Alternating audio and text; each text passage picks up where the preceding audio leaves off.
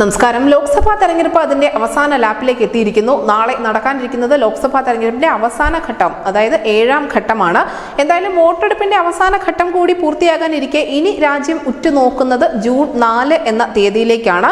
പക്ഷേ വോട്ടെണ്ണുന്നതിന് മുൻപ് തന്നെ ഫലം അറിയാനുള്ള തിടുക്കത്തിലാണ് ജനങ്ങളും മുന്നണികളും അതിനോടൊപ്പം തന്നെ തെരഞ്ഞെടുപ്പിൽ ഏറ്റുമുട്ടിയ സ്ഥാനാർത്ഥികളുമെല്ലാം. വോട്ടെണ്ണലിന് മുമ്പുള്ള ഇത്തരം ആകാംക്ഷകൾ തീർക്കാനുള്ള മാർഗങ്ങളും നമ്മുടെ രാജ്യത്തുണ്ട്. 3 തരം മാർഗങ്ങളാണ് വോട്ടെടുപ്പ് ഫലത്തെക്കുറിച്ച് അറിയാൻ സഹായകമാകുന്നത്. ഒന്നാമത്തേത് അഭിപ്രായ സർവേകളാണ്, രണ്ടാമത്തേത് വിദഗ്ധരുടെ നിരീക്ഷണങ്ങളാണ്, മൂന്നാമത്തേത് ഏറ്റവും പ്രധാനപ്പെട്ട എക്സിറ്റ് പോളുകളാണ്. ഇതിൽ ഏറ്റവും പ്രധാനപ്പെട്ടത് എക്സിറ്റ് പോളുകളാണ് എന്ന് പറയുന്നതിനുള്ള കാരണം ഇത് കൂടുതലും ഫാക്റ്റുകളെ അടിസ്ഥാനപ്പെടുത്തിയാണ് തയ്യാറാക്കുന്നത് എന്നത് തന്നെയാണ്. രാജ്യത്തെ വോട്ടെടുപ്പ് മുഴുവൻ പൂർത്തിയായതിനു ശേഷം അരമണിക്കൂർ കൂടി ഇതിനു വേണ്ടി കാത്തിരിക്കേണ്ടതുണ്ട്. വോട്ടർമാരോട് നേരിട്ട് ആർക്കാണ് നിങ്ങൾ വോട്ട് ചെയ്തത് എന്ന് ചോദിച്ചാണ് എക്സിറ്റ് പോളുകൾ തയ്യാറാക്കുന്നത്.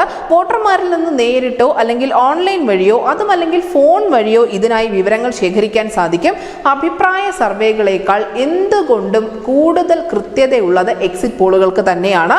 അഭിപ്രായം പല ആളുകൾക്കും പലതായിരിക്കാം. അതുകൊണ്ട് അത്തരം കണക്കുകൂട്ടലുകളേക്കാൾ ഒക്കെ വിശ്വാസയോഗ്യത എക്സിറ്റ് പോളുകൾക്കുണ്ട് താനും. മാത്രമല്ല, തെരഞ്ഞെടുപ്പ് അടുക്കുമ്പോൾ ഉണ്ടാകുന്ന രാഷ്ട്രീയ വിവാദങ്ങൾക്ക് പിന്നാലെ നേരത്തെ അഭിപ്രായം പറഞ്ഞ ആളുകളൊക്കെയും അവരുടെ വോട്ടുകൾ മറ്റ് സ്ഥാനാർത്ഥികൾക്ക് മാറ്റി നൽകാനുള്ള സാധ്യത അടക്കമുണ്ട്. രാജ്യത്തെ മുഴുവൻ സംസ്ഥാനങ്ങളിലെയും കേന്ദ്രഭരണ പ്രദേശങ്ങളിലെയും വോട്ടെടുപ്പ് പൂർത്തിയായതിനു ശേഷം അരമണിക്കൂർ കഴിഞ്ഞാണ് എക്സിറ്റ് പോളിന് തെരഞ്ഞെടുപ്പ് കമ്മീഷൻ അനുവാദം നൽകുന്നത്.